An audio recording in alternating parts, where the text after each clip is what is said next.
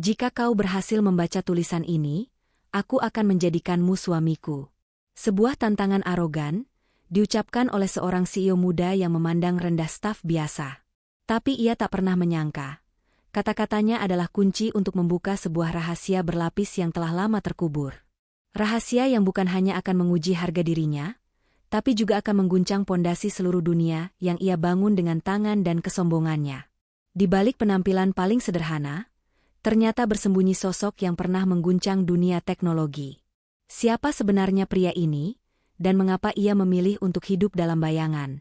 Di jantung Jakarta, sebuah gedung pencakar langit megah berdiri menjulang, cerminan ambisi tak terbatas dari Zenith Corp. Di puncak menara kaca itu, bertahta Luna, seorang wanita di usia 32 tahun yang sempurna secara duniawi. Dengan otak cemerlang dan visi setajam pisau, ia telah membawa Zenith Corp pada ketinggian yang tak terbayangkan. Gaun desainer membalut tubuhnya bak karya seni, dan sepatu hak tingginya mengetuk lantai marmer dengan irama kekuasaan. Namun di balik kilau itu, bersembunyi arogansi yang tak terukur. Bagi Luna, dunia hanya terbagi dua, dirinya, dan semua orang yang hanyalah pijakan menuju ambisinya.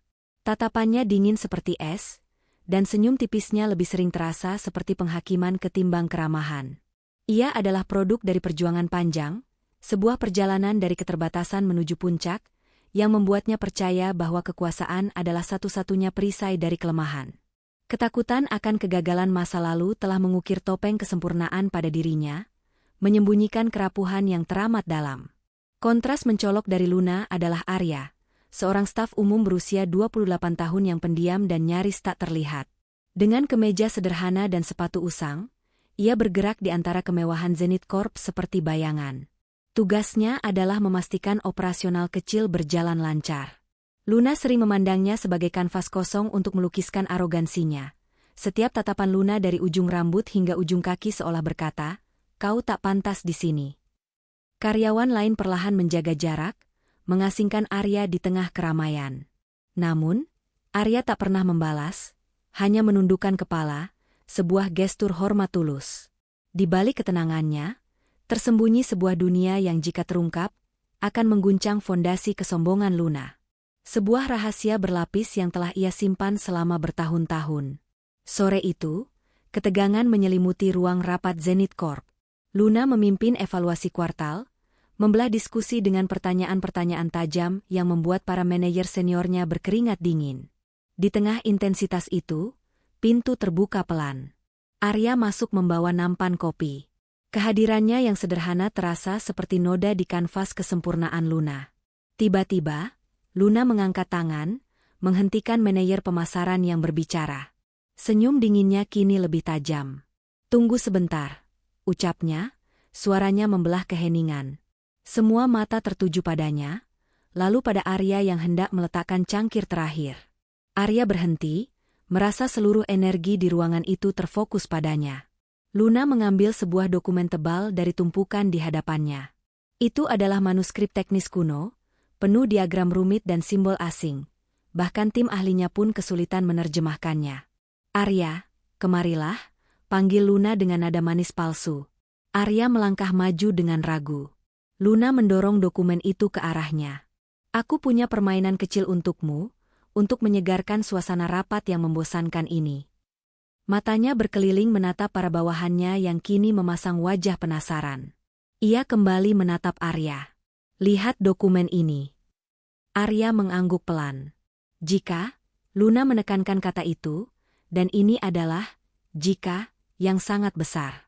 "Jika kau bisa membaca dan menjelaskan isi dokumen teknis dalam bahasa kuno ini di hadapan kami semua." Luna berhenti sejenak, membiarkan ketegangan memenuhi ruangan. Ia tersenyum miring, lalu mengucapkan kalimat yang akan mengguncang seluruh perusahaan. "Aku tidak hanya akan mengangkatmu jadi direktur, tapi aku juga akan menjadikanmu suamiku." Kalimat itu menggantung di udara seperti bilah pedang berkilauan, tajam dan dingin. Ruangan membeku. Menjadikan staf biasa direktur adalah satu hal yang gila, tapi menjadikannya suami adalah hal yang tidak masuk akal. Keheningan pecah oleh bisikan dan tawa yang ditahan. Bagi mereka, ini adalah komedi tragis. Arya si pembawa kopi ditantang melakukan hal yang mustahil. Mereka semua tahu Arya, latar belakang biasa, pendidikan tidak istimewa. Tawaran pernikahan itu mereka anggap sebagai puncak penghinaan, cara Luna untuk mengatakan, "Kau begitu tidak berharga sehingga aku mempertaruhkan status dan masa depanku, karena aku tahu kau pasti gagal." Luna bersandar di kursinya, menyilangkan lengannya, menatap Arya dengan sorot mata predator. Ia menikmati setiap detik ketidakberdayaan Arya. Ini adalah penegasan kekuasaan yang sempurna. Namun, Arya, objek penghinaan itu, justru menunjukkan reaksi paling tak terduga, ketenangan. Tidak gemetar, tidak panik. Ia hanya menatap lembaran kertas di hadapannya, jarinya menelusuri simbol rumit itu. Lalu matanya terangkat, menatap lurus ke arah Luna. Tatapannya dalam, tak terbaca. Para manajer melihatnya sebagai kepasrahan, tetapi Luna, sepersekian detik, merasakan sesuatu yang aneh. Sebuah kilat di mata Arya yang tenang, sesuatu yang tak bisa ia definisikan. Namun dengan cepat ia menepis perasaan itu. Permainan telah dimulai, dan ia yakin 100% siapa pemenangnya. Ruangan itu senyap, dipenuhi ekspektasi kejam. Para manajer menahan napas, siap melepaskan tawa yang sejak tadi mereka tahan. Luna menatap Arya dengan senyum kemenangan, menunggu pria itu tergagap, menyerah, dan menjadi bahan tertawaan. Arya menarik napas panjang. Matanya menatap lurus ke dokumen di tangannya, lalu suara itu terdengar. Bukan suara lirih atau gumaman, melainkan suara yang jelas, tegas, dan penuh keyakinan. Suara seorang orator, bukan pesuruh. Ia mulai membaca kata demi kata, simbol demi simbol, mengalir dari bibir Arya menjadi rangkaian kalimat terstruktur dan fasih. Ia tidak membaca seperti orang mengeja, melainkan seperti seorang ahli yang membacakan karyanya sendiri. Intonasinya sempurna, setiap penekanan katanya tepat, seolah bahasa kuno yang mati itu hidup kembali melalui suaranya. Senyum sinis di wajah para manajer perlahan membeku, lalu luntur digantikan ekspresi kebingungan konyol. Rahang mereka sedikit terbuka, ada yang sampai menganga. Pena di tangan kepala divisi keuangan jatuh ke lantai, menimbulkan bunyi klik nyaring di tengah keheningan yang kini dipenuhi keterkejutan. Arya tidak berhenti di situ. Setelah membaca satu paragraf penuh, ia berhenti sejenak, mengangkat wajahnya, menatap para manajer yang kini membeku seperti patung. Paragraf ini, katanya dengan tenang, menjelaskan tentang konsep dasar algoritma enkripsi kuantum yang diaplikasikan pada sistem keamanan data terdesentralisasi. Ia kemudian menjelaskannya dalam bahasa Indonesia yang sederhana dan mudah dipahami, mengurai konsep rumit itu seolah sedang menjelaskan resep membuat teh. Dan untuk menyempurnakan momen luar biasa itu, Arya menambahkan, istilah kuncinya di sini adalah quantum entanglement, yang dalam bahasa Jerman disebut Quantenverskunkun, dalam bahasa Rusia Zaputanost, dan dalam bahasa Jepang disebut Rishisa. Setiap kata diucapkannya dengan aksen sempurna. Dari semua wajah terkejut, tidak ada yang lebih pucat dan terguncang daripada wajah Luna. Senyum kemenangan di wajahnya telah lenyap tanpa sisa, digantikan topeng ketidakpercayaan. Matanya melebar, jantungnya berdebar kencang. Dunia yang ia pahami, dunia di mana ia adalah penguasa dan Arya adalah pion tak berarti, baru saja hancur berkeping-keping di hadapannya dalam waktu kurang dari 5 menit. Arya meletakkan kembali dokumen itu dengan lembut di atas meja. Keheningan kembali menyelimuti ruangan. Namun kali ini bukan keheningan meremehkan, melainkan keheningan yang dipenuhi ketidakpercayaan dan rasa takjub. Arya telah selesai, dan kini semua mata, termasuk mata Arya yang tenang namun tajam, tertuju pada satu orang, Luna. Semua suara lenyap, semua tindakan berhenti. Yang tersisa hanyalah keheningan tebal dan tatapan puluhan mata yang kini serempak menuntut jawaban dari sang penguasa Zenith Corp. Waktu seolah berhenti berdetak. Para manajer yang tadinya menertawakan Arya dalam hati, kini menatap CEO mereka dengan napas tertahan, menunggu bagaimana ia akan keluar dari jebakan yang ia ciptakan sendiri. Bagi Luna, ruangan rapat yang dingin itu tiba-tiba terasa sepanas tungku api. Darah serasa surut dari wajahnya, namun pipinya terasa panas karena rasa malu luar biasa. Pikirannya berkecamuk, mencoba mencari jalan keluar. Haruskah ia menarik kata-katanya, mengatakan itu semua hanya lelucon? Tapi ia tahu jika ia mundur sekarang, jika ia menyebut tantangannya sebagai candaan, otoritasnya akan hancur lebur di depan para manajer utamanya. Ia akan terlihat seperti pemimpin yang tidak bisa dipegang kata-katanya. Harga dirinya, pilar utama yang menopang seluruh hidupnya, baru saja retak, dan ia tidak akan membiarkannya hancur. Pria di hadapannya tidak mengatakan apa-apa. Arya tidak tersenyum, tidak menunjukkan ekspresi kemenangan. Ia hanya berdiri di sana, menatapnya dengan sorot mata yang sama tenangnya, seolah dengan sopan menagih janji yang telah diucapkan di hadapan banyak saksi. Ketenangannya justru menjadi tekanan terbesar bagi Luna. Setelah melalui perjuangan batin yang terasa seperti selamanya, Luna akhirnya memaksa dirinya untuk bergerak. Ia duduk lebih tegak di kursinya, berusaha mengumpulkan sisa-sisa wibawanya yang berserakan. Ia berdeham. Suaranya terdengar serak sebelum ia berhasil mengontrolnya. "Baiklah," ucapnya. Dan semua orang di ruangan itu bisa mendengar getar yang berusaha keras ia sembunyikan. Sebuah janji adalah sebuah kehormatan. Ia menatap lurus ke arah Arya. "Mulai besok pagi, Arya, posisimu bukan lagi staf umum. Kau akan menempati kantor direktur di lantai 30. Selamat datang di jajaran Dewan Direksi sebagai Direktur Inovasi yang baru." Jika tadi mereka terkejut, kini para manajer benar-benar terperangah. Ini benar-benar terjadi. Ini bukan lagi lelucon. Tapi sebelum mereka sempat memproses informasi itu, Luna melanjutkan, suaranya kini sedikit lebih pelan. "Dan untuk bagian kedua dari janji itu," katanya dengan susah payah menghindari tatapan para bawahannya dan hanya fokus pada Arya. "Kita akan membicarakannya nanti secara pribadi." Dengan itu, ia membanting pelan buku catatannya ke meja. "Rapat hari ini selesai." Tanpa menunggu jawaban, Luna berdiri dan berjalan keluar dari ruangan dengan langkah cepat yang dibuat-buat, meninggalkan para manajer yang masih membeku dan Arya yang tetap berdiri tenang di tengah kekacauan sunyi itu. Namun, begitu pintu ruangannya tertutup, topeng kekuatannya luntur. Ia bersandar di pintu, memejamkan mata, dan untuk pertama kalinya dalam hidupnya, Luna merasa kalah telak. Siapa sebenarnya pria itu, dan apa yang baru saja ia lakukan pada hidupnya? Kabar tentang kejadian di ruang rapat itu menyebar ke seluruh penjuru Zenith Corp lebih cepat dari sambaran petir. Para manajer saksi mata tak bisa menahan diri. Cerita itu melompat ke email, grup percakapan, hingga setiap sudut pantry. Terlalu mustahil hingga menjadi legenda instan. Arya, staf umum pendiam, kini seorang direktur. Tapi bukan itu yang paling menggemparkan. Sang CEO, Luna yang dingin dan tak tersentuh, telah menjanjikan pernikahan sebagai hadiah. Kantor yang biasanya sibuk mendidih oleh spekulasi. Siapa sebenarnya Arya? Menjadi pertanyaan di benak semua orang.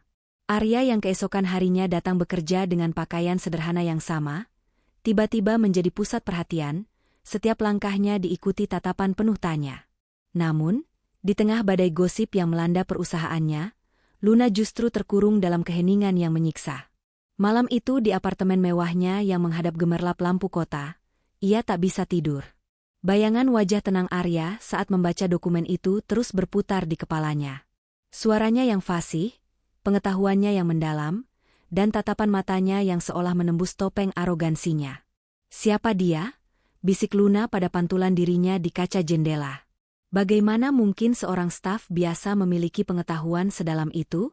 Apakah ini semua hanya kebetulan atau sebuah permainan yang sudah ia rencanakan sejak lama? Rasa penasaran itu dengan cepat berubah menjadi sesuatu yang lebih dalam, sebuah obsesi. Ini bukan lagi sekadar tentang harga diri yang terluka, ini tentang keamanan Zenith Corp dan masa depannya sendiri. Ia telah mengangkat orang asing ke posisi tertinggi, dan lebih gila lagi, mengikatkan masa depannya pada pria itu. Ia harus tahu segalanya tentang Arya. Dini hari berikutnya, jauh sebelum karyawan lain datang, Luna sudah berada di kantornya. Dengan napas memburu, ia memanggil kepala HRD dan meminta satu hal, berkas personalia lengkap milik Arya. Dengan tangan sedikit gemetar, ia membuka map krem itu, berharap menemukan jawaban. Namun, yang ia temukan justru menambah teka-teki. Fotonya adalah wajah seorang pemuda biasa. Riwayat pendidikannya berasal dari universitas swasta yang tidak terlalu ternama. Pengalaman kerjanya sebelum di Zenith Corp hanyalah serangkaian pekerjaan administrasi rendahan. Tidak ada yang istimewa. Sama sekali tidak ada petunjuk tentang seorang jenius multibahasa. Luna melempar map itu ke mejanya dengan geram. Berkas ini bohong. Atau setidaknya, ini bukanlah cerita yang utuh. Informasi resmi tidak memberikan apa-apa.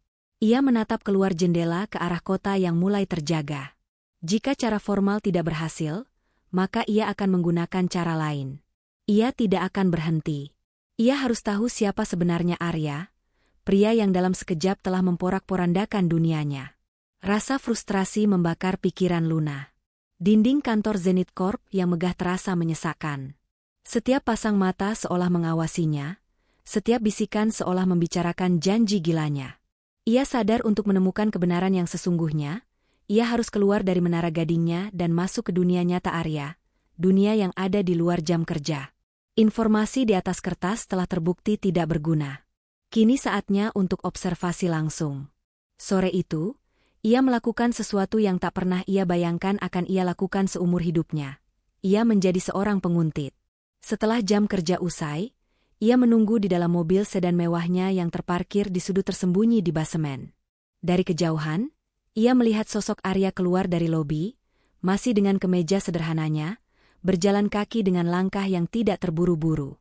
Tidak ada mobil yang menjemputnya, tidak ada sopir pribadi. Mobil Luna yang senyap meluncur di jalanan Jakarta yang padat, menjaga jarak aman di belakang Arya yang kini menaiki sebuah bus kota yang ramai. Perjalanan itu membawa Luna keluar dari pusat bisnis yang gemerlap menuju jalan-jalan yang lebih kecil, ganggang sempit yang asing baginya. Pemandangan gedung-gedung pencakar langit digantikan oleh rumah-rumah penduduk yang lebih sederhana. Ini adalah sisi Jakarta yang jarang sekali ia lihat. Setelah hampir 1 jam perjalanan, Arya turun dan berjalan memasuki sebuah gang kecil. Luna memarkir mobilnya di ujung jalan, menatap dengan tatapan tak percaya. Arya berhenti di depan sebuah rumah petak sederhana di ujung gang, sebuah bangunan yang cat dindingnya sudah kusam dan mulai mengelupas di beberapa bagian. Dia tinggal di sini, bisik Luna pada dirinya sendiri. Rasa bingungnya bercampur dengan sedikit rasa jijik yang tidak bisa ia sembunyikan. Luna menunggu. Malam mulai turun dan lampu-lampu jalan mulai menyala. Tak lama kemudian, sebuah cahaya kuning hangat menyala dari jendela kamar Arya.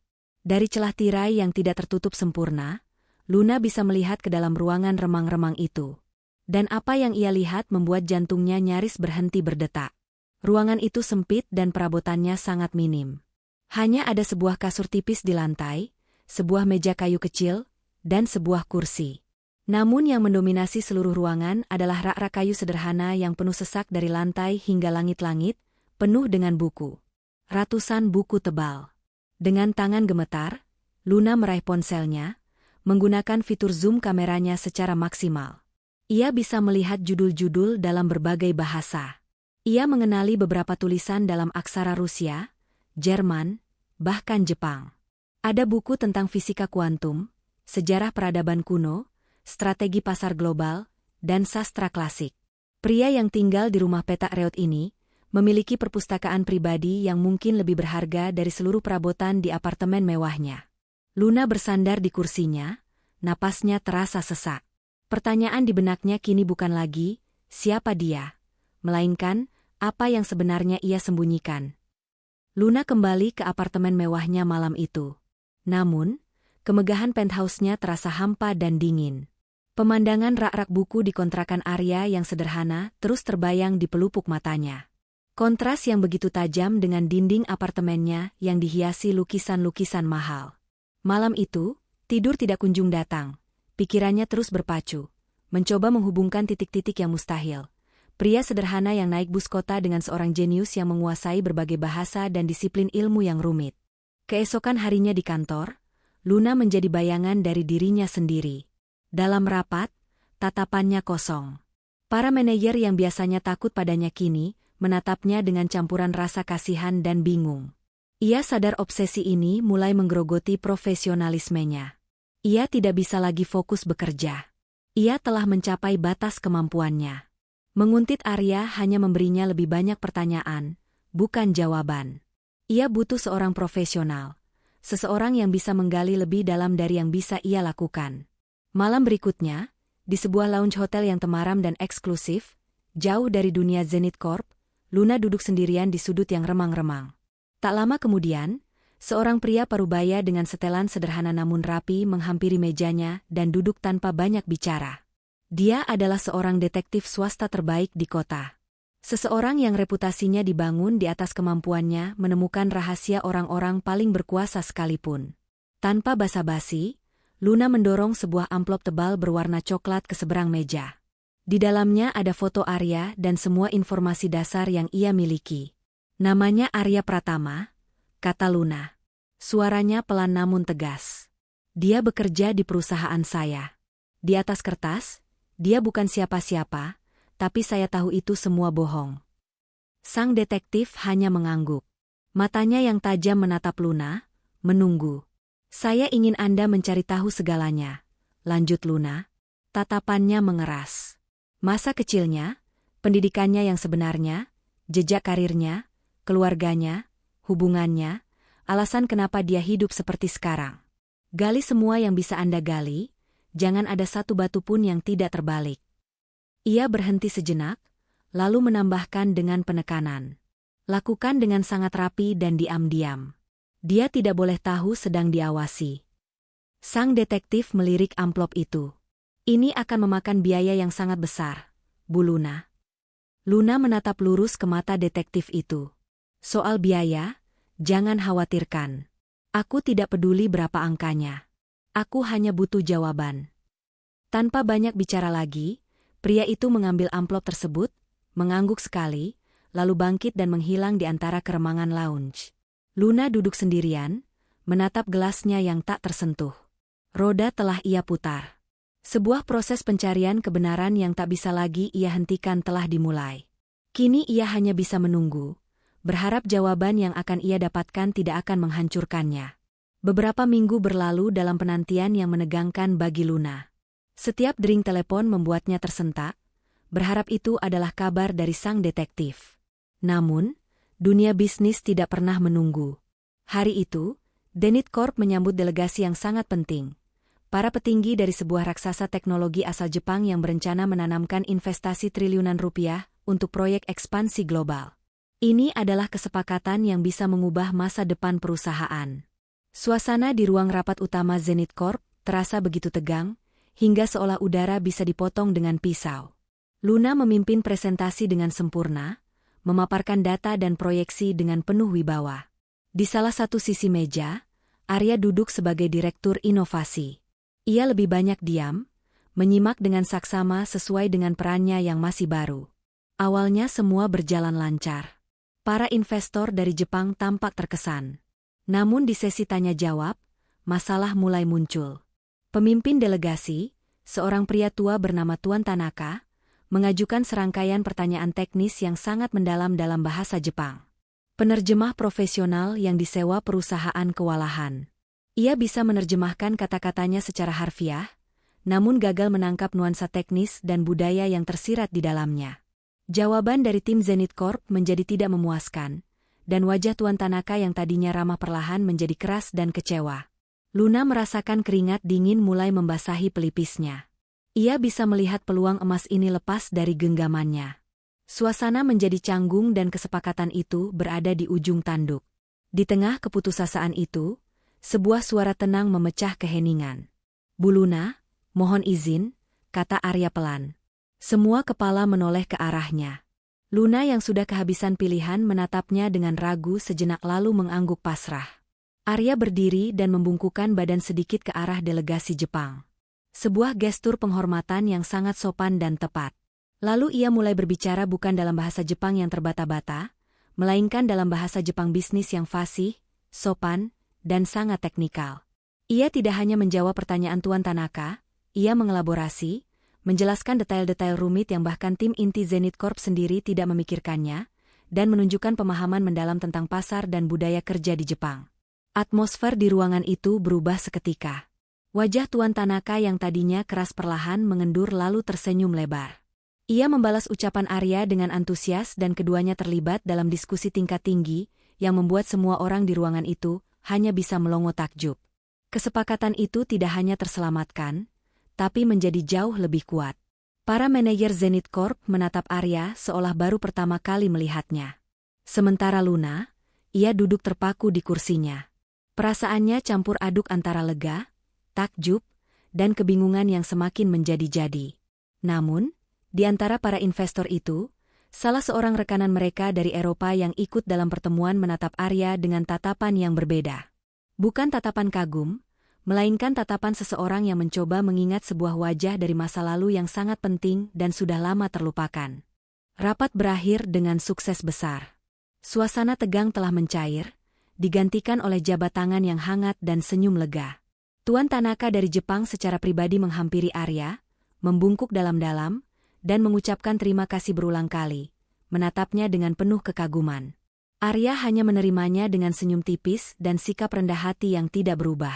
Luna berdiri agak jauh, mengamati interaksi itu.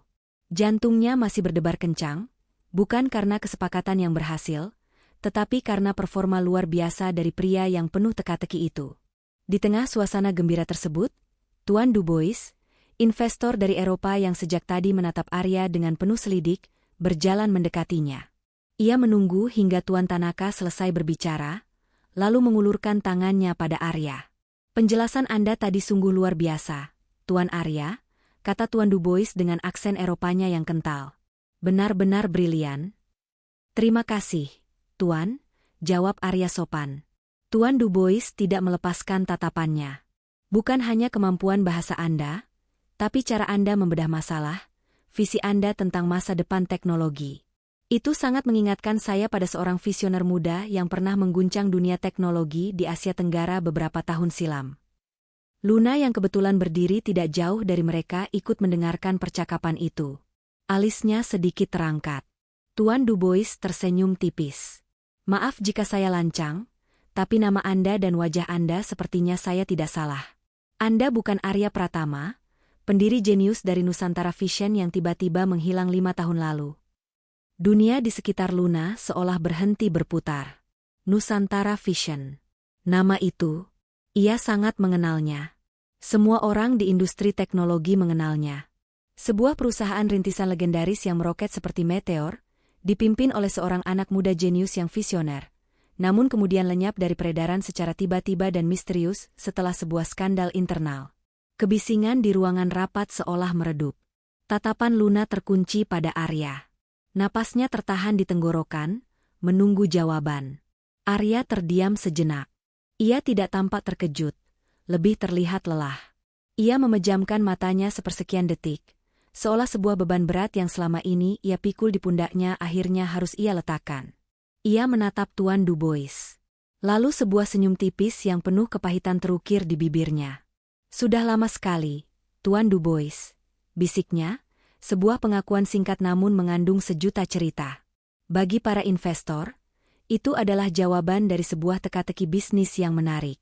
Tapi bagi Luna, jawaban itu adalah sebuah ledakan bom yang meluluhlantakkan seluruh persepsinya.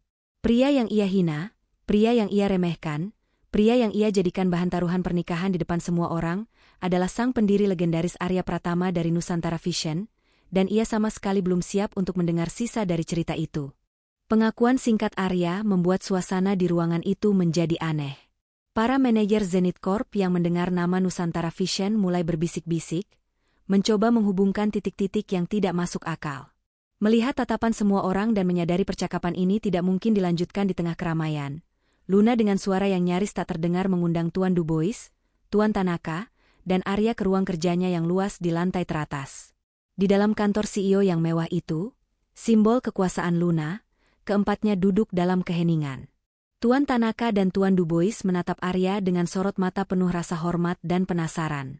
Sementara Luna duduk membeku di kursi kebesarannya, merasa seperti seorang terdakwa di pengadilannya sendiri.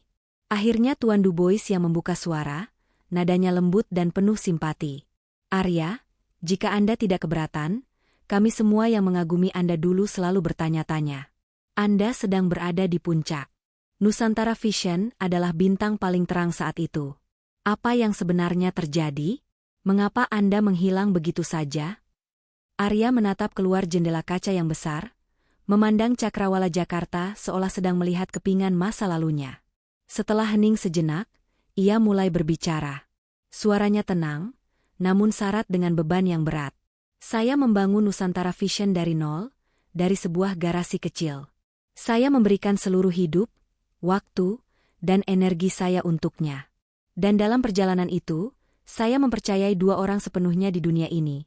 Istri saya dan sahabat terbaik saya yang juga merupakan rekan bisnis utama saya. Ia berhenti, menarik napas dalam-dalam. Ternyata, lanjutnya, suaranya terdengar datar namun menyimpan getar kepedihan. 2 orang yang paling saya percaya itu menusuk saya dari belakang bersama-sama. Mereka tidak hanya berselingkuh, tapi mereka juga bersekongkol secara diam-diam untuk mengambil alih kepemilikan perusahaan yang saya bangun dengan darah dan air mata. Melalui celah hukum dan manipulasi dewan direksi, mereka berhasil menyingkirkan saya. Dalam satu malam, tuan-tuan, saya kehilangan segalanya. Perusahaan yang saya anggap sebagai anak saya, wanita yang saya cintai, dan sahabat yang saya anggap sebagai saudara. Setelah itu, kata Arya, kini menatap lurus ke depan. Saya muak. Saya muak dengan ambisi, dengan pengkhianatan, dengan dunia korporat yang menempatkan uang dan kekuasaan di atas segalanya. Saya hanya ingin menghilang, menjadi orang biasa, menjadi tidak terlihat.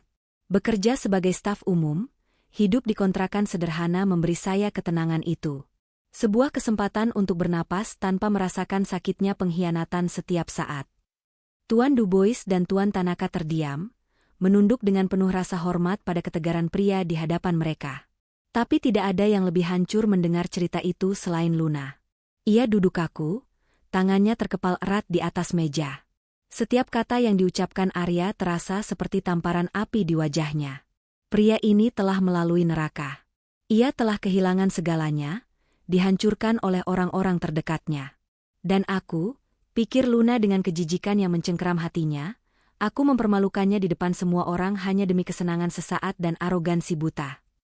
Untuk pertama kalinya dalam hidupnya yang penuh kuasa, Luna merasa begitu kecil, begitu hina, dan begitu salah.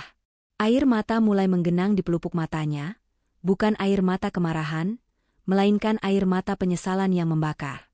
Setelah Tuan Dubois dan Tuan Tanaka pergi dengan tatapan penuh hormat pada Arya, dan setelah Arya sendiri mengundurkan diri dengan anggukan sopan yang sama sekali tidak menunjukkan kemenangan, Luna akhirnya tinggal sendirian di dalam kerajaannya yang sunyi.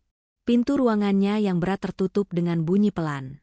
Namun, bagi Luna, suara itu terdengar seperti pintu penjara yang baru saja dikunci. Ia tidak langsung bergerak. Ia hanya duduk menatap kosong ke kursi tempat Arya tadi menceritakan kisah kehancurannya. Lalu, seolah seluruh tulang di tubuhnya melunak, ia merosot di kursinya. Kekuatan yang selalu menjadi tamengnya, wibawa yang selalu ia banggakan, semuanya lenyap. Ia menutupi wajahnya dengan kedua tangan, dan untuk pertama kalinya setelah bertahun-tahun, bahunya bergetar hebat dalam isak tangis yang sunyi. Pikirannya menjadi layar bioskop yang kejam, tanpa henti memutar ulang setiap adegan penghinaannya pada Arya. Ia melihat kembali tatapan merendahkannya di koridor. Ia mendengar lagi nada sinisnya saat memberikan perintah. Dan yang paling menyakitkan, ia melihat dirinya sendiri di ruang rapat itu tersenyum pongah saat mengucapkan tantangan gila itu, "Jadikanmu suamiku." Kalimat itu kini terdengar seperti gema iblis di telinganya. Sebuah kalimat yang ia ucapkan sebagai puncak arogansi, kini terasa sebagai puncak kebodohan dan kekejaman. Bukan hanya penyesalan yang ia rasakan, tapi rasa jijik yang luar biasa pada dirinya sendiri. Malam itu, apartemen mewahnya terasa seperti sebuah makam yang dingin dan luas. Makanan yang disajikan oleh asisten rumah tangganya tak tersentuh. Pemandangan gemerlap lampu kota dari jendela penthouse-nya yang biasanya ia banggakan kini tampak seperti ribuan mata yang menatap dan menghakiminya. Ia berjalan ke depan cermin besar di kamarnya, menatap pantulan dirinya. Seorang wanita dengan gaun mahal, perhiasan berkilau, namun dengan mata yang kosong dan penuh kebencian pada diri sendiri. Ia akhirnya mengerti. Selama ini ia mengukur nilai seseorang dari jabatan, kekayaan, dan penampilan. Ia menempatkan dirinya di puncak piramida itu. Namun hari ini ia bertemu dengan seorang pria yang telah kehilangan semua itu, namun justru berdiri jauh lebih tinggi darinya dalam hal kehormatan dan kekuatan jiwa. Arya dengan segala kehilangan dan lukanya memiliki martabat dan ketabahan yang tidak akan pernah bisa dibeli oleh seluruh kekayaan Zenith Corp. Penyesalan itu begitu dalam, begitu menyesakan hingga ia sulit bernapas. Ia tidak tahu harus berbuat apa. Ia tidak tahu bagaimana cara memperbaiki kerusakan yang telah ia sebabkan. Tapi satu hal yang ia tahu pasti, wanita angkuh dan buta yang balas menatapnya dari cermin itu tidak boleh ada lagi. Ia harus berubah. Keesokan harinya, Denit Corp merasakan kehadiran seorang CEO yang berbeda. Luna yang biasanya berjalan dengan dagu terangkat dan tatapan tajam yang menusuk kini melangkah dengan lebih pelan. Matanya menyiratkan sebuah beban berat yang tidak bisa ia sembunyikan. Para karyawan yang berpapasan dengannya merasakan perubahan itu. Aura arogansi yang biasa memancar darinya telah padam, digantikan oleh kesenduan yang dalam. Seharian itu, ia mengunci diri di ruangannya bukan untuk bekerja, tapi untuk mengumpulkan setiap serpihan keberanian yang tersisa di dalam dirinya. Ia tahu apa yang harus ia lakukan. Sebuah tugas yang terasa jauh lebih berat daripada memenangkan negosiasi triliunan rupiah. Meminta maaf secara tulus. Di sore hari ketika sebagian besar karyawan sudah mulai bersiap untuk pulang, ia akhirnya berdiri. Bukan memanggil Arya ke singgasananya di lantai teratas, melainkan berjalan dengan langkah berat menuju kantor Direktur Inovasi yang baru di lantai 30. Setiap langkah terasa seperti membawa beban 1 ton penyesalan. Ia mengetuk pintu kayu itu dengan pelan. Pintu terbuka, dan Arya berdiri di sana menatapnya dengan ekspresi yang tenang dan tidak menghakimi. "Silakan masuk, Bu Luna," katanya sopan. Kantor Arya tidak semegah miliknya. Lebih sederhana, tertata rapi dengan beberapa buku tebal di atas meja di samping sebuah pot tanaman hijau kecil yang tampak terawat baik. Luna berdiri kaku di tengah ruangan, lidahnya terasa keluh. Di hadapan pria yang telah ia zalimi ini, semua kata-kata hebat yang biasa ia gunakan seolah lenyap dari kamus otaknya. Akhirnya dengan suara yang bergetar, ia memulai. "Arya, aku kesini untuk meminta maaf." Arya diam, memberinya ruang untuk melanjutkan. "Tidak ada kata yang bisa menggambarkan betapa malunya aku," lanjut Luna, air mata mulai menggenang. "Aku telah menghinamu, merendahkanmu di depan semua orang. Aku buta oleh kesombonganku sendiri. Aku menjadikan tragedi hidupmu yang begitu berat sebagai bahan lelucon kejamku. Dan itu adalah hal paling hina yang pernah kulakukan." Ia menundukkan kepalanya, tidak sanggup lagi menatap Arya. "Dan janji pernikahan itu adalah puncak dari kebodohanku. Aku memperlakukanmu seolah kau bukan manusia. Aku benar-benar menyesal. Arya, sangat menyesal." Air mata yang sejak tadi ia tahan akhirnya jatuh ke lantai kantor yang dingin. Hening sejenak. Lalu Arya melangkah mendekat dan menyodorkan sebuah kotak tisu dari mejanya. Sebuah gestur kecil yang penuh dengan kebaikan hati. "Saya tidak pernah menyimpan dendam, Bu Luna," kata Arya pelan. Suaranya tetap menenangkan. "Setiap orang pernah melakukan kesalahan. Yang membedakan kita adalah apa yang kita lakukan setelah menyadarinya." Ia berhenti sejenak lalu menambahkan dengan bijak, "Masa lalu yang menyakitkan memang guru yang keras, tapi ia mengajarkan saya tentang kerendahan hati. Mungkin sekarang ia juga sedang mengajarkan hal yang sama padamu." Luna mengangkat wajahnya, menatap Arya dengan mata yang basah. Di dalam tatapan pria itu, ia tidak melihat penghakiman, hanya pemahaman yang dalam dan tulus. Ini bukan akhir dari rasa bersalahnya, tapi ini adalah awal dari perubahannya. Dan untuk pertama kalinya, tembok besar di antara mereka berdua mulai runtuh. Momen di kantor Arya sore itu menjadi sebuah titik balik bukan hanya bagi Luna, tapi juga bagi seluruh Denit Corp. Di hari-hari dan minggu-minggu berikutnya, para karyawan mulai menyaksikan sebuah transformasi yang mereka pikir tidak akan pernah mungkin terjadi. Luna yang baru mulai muncul ke permukaan. Ia yang biasanya memimpin rapat dengan tangan besi, kini lebih banyak mendengarkan. Kalimat andalannya bukan lagi, "Lakukan ini," melainkan, "Apa pendapat Anda?" Ia mulai menyapa karyawan junior di lift. Ia bahkan pernah secara terbuka memuji hasil kerja seorang analis muda di depan seluruh dewan direksi, sebuah tindakan yang membuat seisi kantor gempar. Atmosfer yang tadinya penuh dengan rasa takut perlahan berubah menjadi lingkungan yang lebih kolaboratif dan penuh rasa hormat. Para karyawan saling berbisik, bingung dengan perubahan drastis itu, namun juga merasa lega dan lebih termotivasi. Namun, perubahan terbesar terlihat dalam interaksinya dengan Arya. Hubungan mereka tidak lagi canggung. Luna mulai sering melibatkan Arya dalam pengambilan keputusan strategis, tidak lagi karena terpaksa, tetapi karena ia benar-benar menghargai kecerdasan dan kebijaksanaan pria itu. Ia menemukan dalam diri Arya bukan hanya seorang bawahan yang kompeten, tapi seorang rekan berpikir yang sepadan. Seseorang yang bisa melihat gambaran besar dengan cara yang bahkan ia sendiri sering lewatkan. Suatu malam saat mereka bekerja lembur untuk menyelesaikan sebuah proposal penting, di antara tumpukan kertas strategi dan secangkir kopi yang mulai dingin, percakapan mereka melampaui batas pekerjaan. Mereka berbicara tentang tekanan, tentang arti kesuksesan, tentang bagaimana kehilangan bisa membentuk seseorang. Luna untuk pertama kalinya berbicara bukan sebagai CEO, tapi sebagai seorang manusia. Dan Arya mendengarkan dengan penuh empati. Di tengah percakapan itu, Luna menatap Arya dengan sorot mata yang tulus. "Arya," katanya pelan, "tentang janji konyol saya yang satu lagi itu, janji pernikahan. Saya hanya ingin mengatakannya secara resmi. Anggap itu sebagai noda dari masa lalu yang sudah sepenuhnya terhapus." Arya tersenyum tipis, sebuah senyum yang tulus dan hangat. "Saya tidak pernah menganggapnya sebagai sebuah utang, Luna. Saya sudah melupakannya sejak lama." Itu adalah pertama kalinya Arya memanggil namanya tanpa embel-embel, "Bu." Dan bagi Luna, panggilan sederhana itu terasa seperti sebuah pembebasan. Sejak malam itu, sesuatu yang baru mulai tumbuh.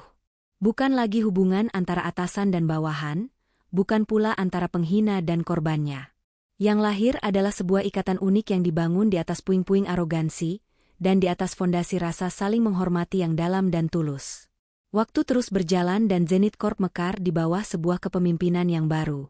Perusahaan itu tidak hanya tumbuh semakin pesat secara finansial, tetapi juga bertransformasi menjadi tempat kerja yang lebih manusiawi, inovatif, dan penuh dengan rasa saling menghargai.